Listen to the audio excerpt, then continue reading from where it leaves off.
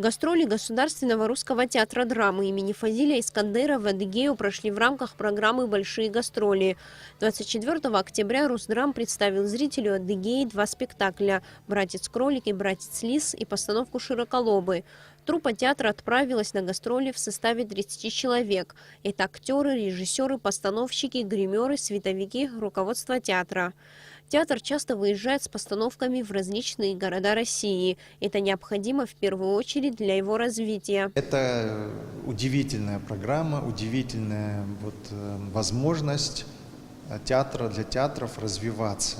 И даже если у него постоянный успех у местного зрителя, он должен всегда ощущать и понимать, какие есть, что нужно сделать еще для того, чтобы быть интересным не только внутри своей страны, но и за ее пределами. Оба спектакля достаточно популярны в Абхазии и уже успели полюбиться многим. Со дня премьеры они ставились на сцене Русдрама около 20 раз, и каждый раз собирают полные залы. Директор театра Ираклий Хинтба отметил, что в Адыгее в день показа был полный аншлаг.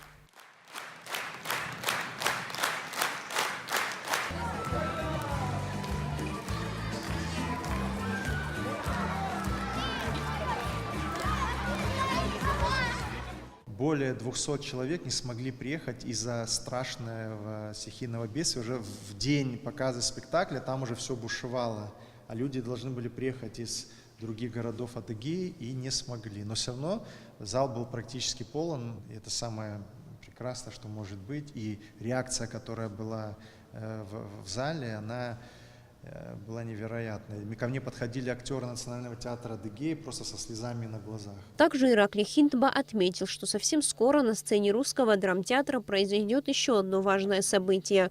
С благотворительным концертом выступит известный певец и композитор Александр Шоа.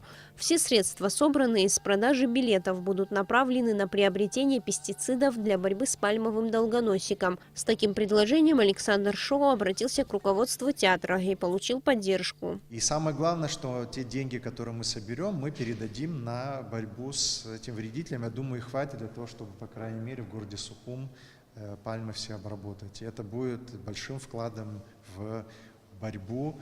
Поэтому я всех призываю на этот концерт прийти. Я, кстати, хотел объявить еще о том, что те, кто не находится в Абхазии, но хотел бы помочь, они могут купить билеты также на этот концерт, и мы от их имени эти билеты отдадим тем людям, которые не смогли бы вообще в принципе позволить себе билет на концерт, малоимущим. Мы им поможем, мы им эти билеты отдадим от имени тех, кто их приобретет из Москвы, из других городов. На нашем сайте есть возможность онлайн приобретения билетов.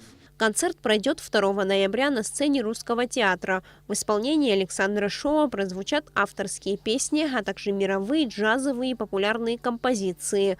Каждый желающий внести свою лепту в благое дело и участвовать в благотворительности может приобрести уже сейчас билеты в кассе, в центрах обслуживания А-Мобайл, а также на сайте театра.